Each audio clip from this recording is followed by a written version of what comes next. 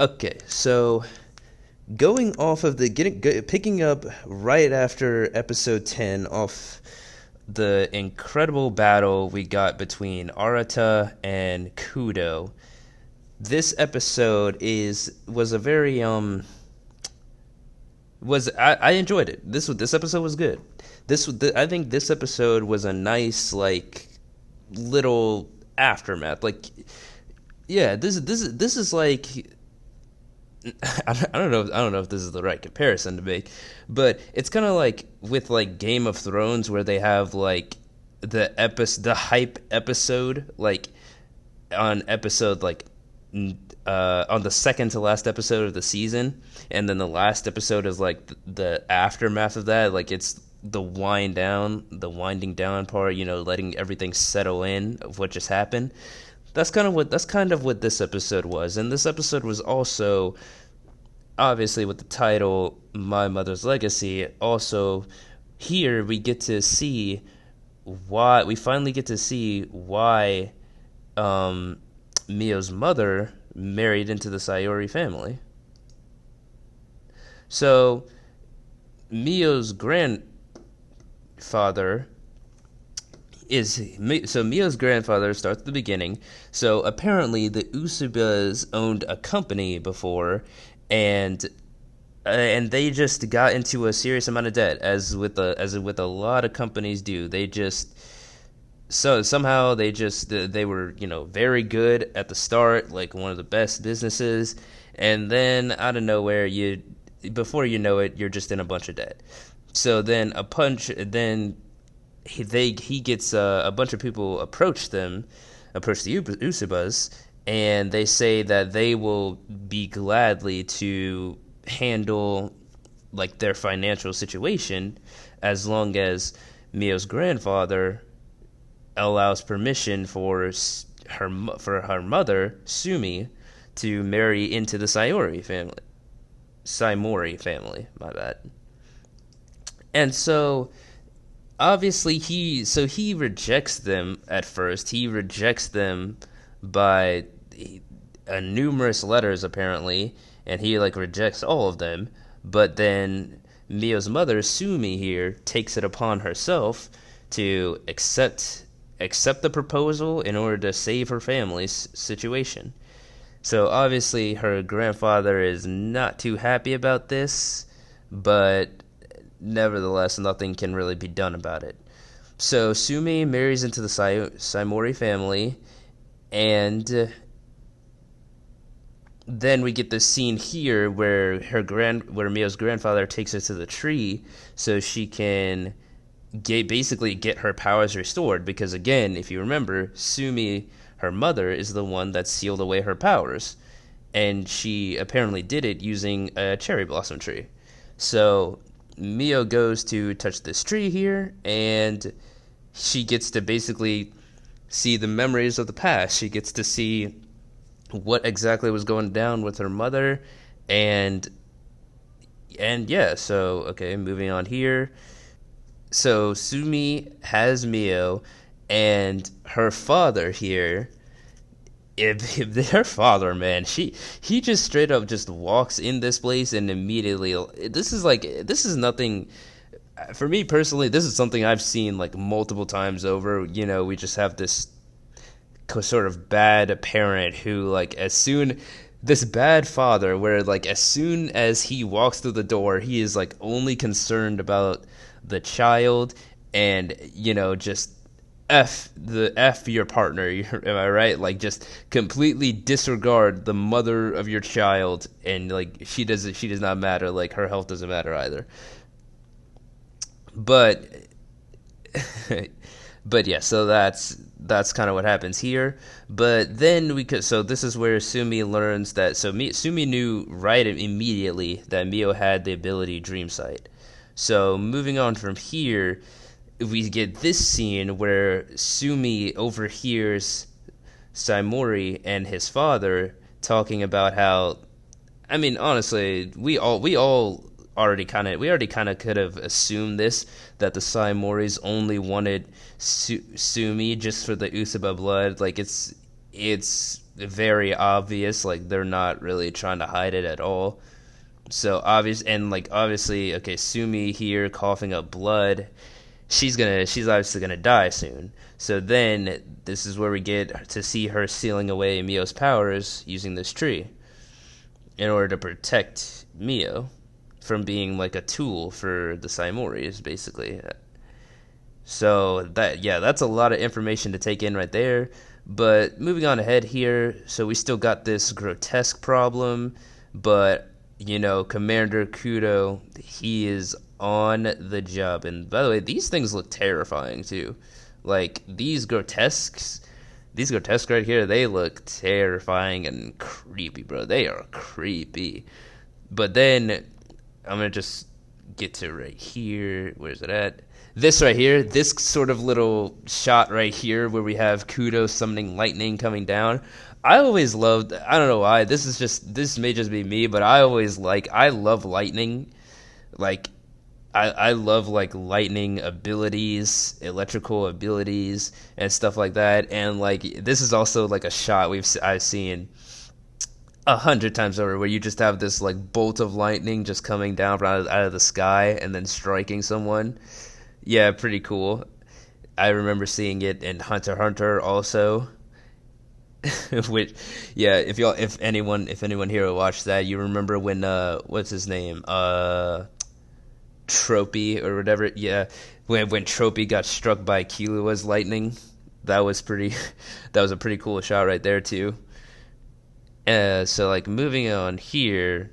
So as I said before, this episode was kind of like definitely a lot of like information here, but just to kind of like a much more calmer episode, more like information, like I just said. And so Arata gives Mio the suit, this like dress of the maiden, like the only the maiden of Dreamsight can wear it. So that's pretty cool. Kudo still killing grotesques. And then Mio questioning herself here. She's questioning like, did she say do the wrong thing? Obviously, like like we get to this scene where Arata really wants to help her out. He obviously sees she's sad, but she tells him she just wants to see Lord Kudo. He's like, no, you can't, because he wants to protect her. And yeah, she just wants to apologize to Lord Kudo at the very least. She's like, at least let me apologize and see him one last time, because I guess she's kind of like accepted the fact that she's got to like stay here, but obviously Mio misses her fiance. But Arata here, now this was a very like kind of strange. Some things in this show are kind of like said like in a strange kind of way, and like I picked up on this like almost immediately. So here Arata tells Mio that she has like that there are certain rules that the Usopp family has to follow, and he says something. I don't have subtitles on right now, but then he says something along the lines of like marriages can only be accepted within the family. And I'm like, what does that mean? Marriages can only be accepted in the family. Like, yeah, I picked up on that immediately. That was like weird. But like moving on from that, he then goes on to like how, yeah, basically like I said before, this speech of just how it's his job to be like Mio's protector now, because he's never felt like he's had a purpose for anything. He's never felt like he's had a real role. Or even the Usopp's, like, yeah, ever since they lost the Maiden of Dreamsight, because like remember, the Usopp's job in this world is to stop people with gifted abilities who basically have gone rogue. So gift users, that's what they're called. Gift users who have supernatural abilities. It's the Usopp family's job in order to stop those people with Dreamsight, obviously. And so they're assigned obviously protectors, and that's what Arata wants to do. He finally feels like he's had a purpose. He's found a purpose. But obviously Mio is still somewhat not rocking with it, because then we get this scene here where he's like, he thought him and Mio were the same, but they're not as similar as he thinks. Yeah. So then we get more grotesque killing here, and unfortunately, this dude hiding in the trees like a monkey right here, this grotesque, he jumps down out of nowhere, is about to attack whatever this dude's name is, Gordo. I think that's his name, Gordo, something like that. He jumps down, attacks him, but then of course we got the man Kudo coming in with the clutch save, pushing him out of the way. But unfortunately, the man Kudo gets hurt right here. Yeah, unfortunately he gets hurt. I honestly expected. I mean, I was really hoping that like he would not have gotten hurt. I was hoping he got the save in and out, but nah, he gets hurt, faints right here. And then we get this cool scene right here with Mio talking with her grandfather. And again, I just want to state, like, yeah, I think this is very good episode with us getting to interact more with Arata and Mio's grandfather, like seeing like how they feel about all this, like what are their motives more in depth, just kind of like reiterating what they've kind of already said. So this was a cool scene. Like, this is basically Mio and her grandfather talking about their regrets, like how they both regret stuff that happened, and like how families should share burdens with each other, because again, remember, Mio has never had like a real family, so to say. Like, she's never had like a good family dynamic, or she doesn't know what that is. She doesn't know like what to do, because both her grandfather and Arata keep telling her to like rely on them, like, hey, if you need us, we're here, just rely on us for stuff. But obviously she doesn't understand that concept, because she's never had people say this to her. Never. Again, good scene, and him kneeling right here. This is.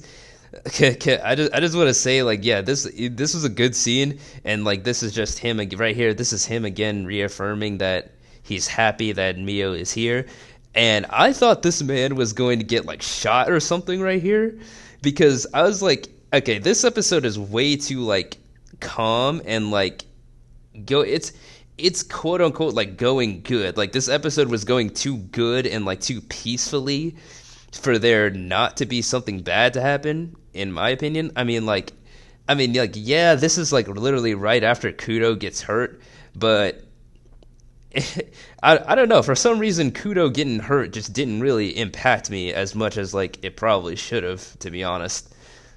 But that's a whole different thing. But anyways, I thought this man was about to get like shot right here. I'm not even gonna lie to you. Like, that's probably just me. But yeah, that scene's over with, and then we get this scene again with the tree, where Mio finally gets all of her powers back. Like, after this, her grandfather states that like, hey, looks like you regained all your powers. And then we move on to here, where Arata is basically telling him about Kudo, how he got hurt. And then Mio obviously like wants to leave. She wants to go see him, but then Arata basically spills the details about how the Emperor actually doesn't want Mio or the Usabas to like make contact with anyone. Yeah, so we don't know what the Emperor's goal is, because if you remember that evil laugh from the other episode, that this man's definitely cooking something up.